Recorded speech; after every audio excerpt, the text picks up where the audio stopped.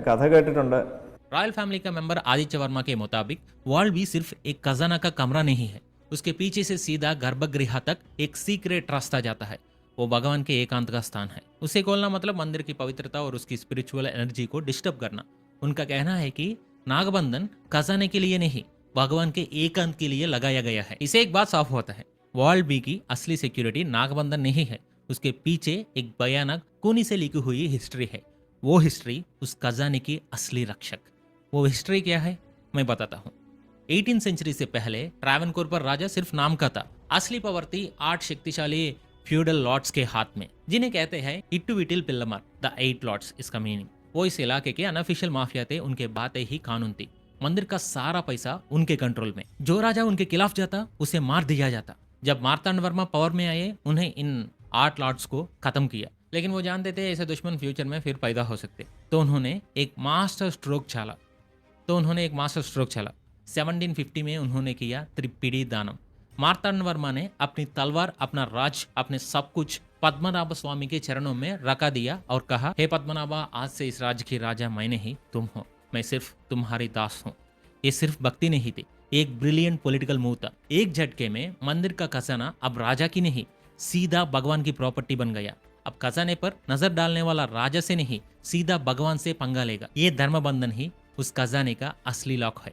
खजाना का रक्षा अंदर क्या है, तो इन कमरों में आखिर है क्या? सुप्रीम कोर्ट के ऑर्डर पर जब वॉल्ट ये खोल गया, तो वहां मौजूद एक लॉयर एम बालागोविंदन के शब्दों में, अंदर हीरे और रत्ना, बाहर की हल्की रोशनी में, अंदर हीरे और रत्ना, बाहर की हल्की रोशनी में, अंधेरी रात में तारों की तरह चमक रहे थे। हजारों सालों में ये लकड़ी के बॉक्स धूल बन चुके थे और जमीन पर सोना, हीरे, जवाहरात के ढेर लगे थे। वहां मिले कुछ आइटम्स। 18 फुट की विष्णु की मूर्ति के लिए सैकड़ों हीरों से जुड़ा हुआ एक प्योर गोल्ड का सिंहासन, करीब 30 किलो के सोने के नारियल जिन पर हीरे मणिक जड़े, 18 फुट लंबी सोने के चेन्स, अंगूठ के साइज का 120 कैरेट का बड़े बड़े हीरे, एक छोटे सोने की विष्णु मूर्ति जिसे कीमत थी $30 मिलियन, 250 करोड़, इससे भी ज्यादा थी, और 2000 साल पुराने रोमन का गोल्ड कॉइन्स के समेत लाखों सिक्के। ये सिर्फ वॉल्ट ए का एक छोटा सा सैंपल है। इसे एक बात साफ है, भगवान पद्मनाभा दुनिया के सबसे बड़ा अमीर भगवान है। मूर्ति का विज्ञान और मंदिर का निर्माण, खजाना एक तरफ और गर्भगृह की मूर्ति एक तरफ। वो मूर्ति पत्थर या सोने की नहीं है, उसे कटुसर्कर योगा नाम की एक स्पेशल आयुर्वेदिक टेक्निक से बनाया गया है। 12,008 सालग्रामा पवित्र पत्थर को एक खास आयुर्वेदिक पेस्ट से जोड़कर बनाया गया। इसीलिए मूर्ति पर अभिषेक नहीं होता, क्योंकि पानी से वो पेस्ट घुल सकता है, और उस मूर्ति को आप एक बार में पूरा नहीं देख सकते। 3 दरवाजों से अलग अलग हिस्से देखते हैं, जो क्रिएशन, लाइफ और एंड, सृष्टि, स्थिति, लय को रिप्रेजेंट करते। मंदिर का वट्टक्कल मंडपम, सिंगल स्टोन प्लेटफॉर्म, एक इंजीनियरिंग मार्वल है। एक 20x20 फुट का प्लेटफॉर्म एक ही ग्रेनाइट पत्थर से बनाया, उसे वहां कैसे लगाया गया ये आज भी एक मिस्ट्री।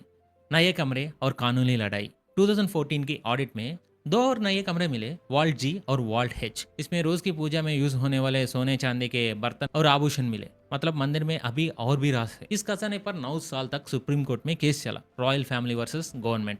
आखिर में सुप्रीम कोर्ट ने 2020 में एक हिस्टोरिकल फैसला सुनाया। उन्होंने शेबियत राइट्स को कॉन्सेप्ट यूज किया। इंडियन लॉ में भगवान एक माइनर की तरह है, उनकी प्रॉपर्टी को देखने के लिए एक गार्डियन चाहिए। उस गार्डियन को कहते हैं शेबियत।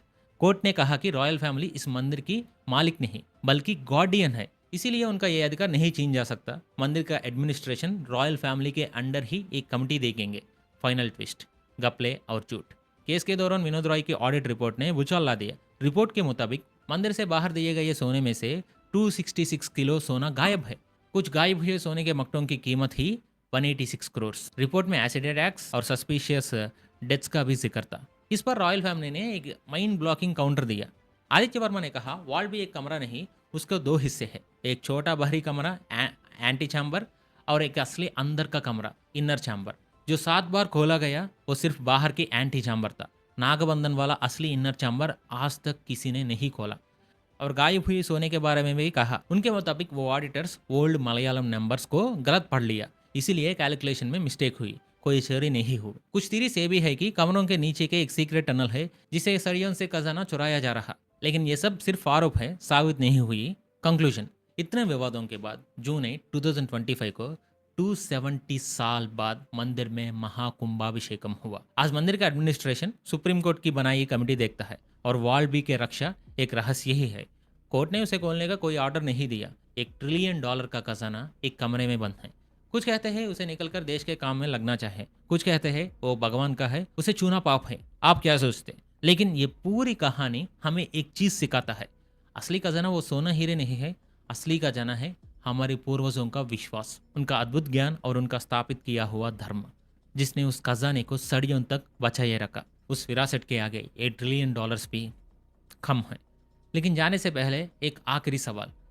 हम सब वाल बी और नागबंधन की बात कर रहे हैं, लेकिन क्या पता असली रहस्य वो ही है ना? जैसे आदित्य वर्मा कहते, क्या पता वॉल बी के इनर चैम्बर के पीछे पूरी तरह सोने के बनी हुई एक और सीक्रेट रूम हो। शायद वॉल बी उस असली कमरे तक पहुंचने के सिर्फ एक धोखा। शायद असली रहस्य अभी शुरू भी ना हुआ हो। इस पर आप क्या सोचते हैं? ओम नमो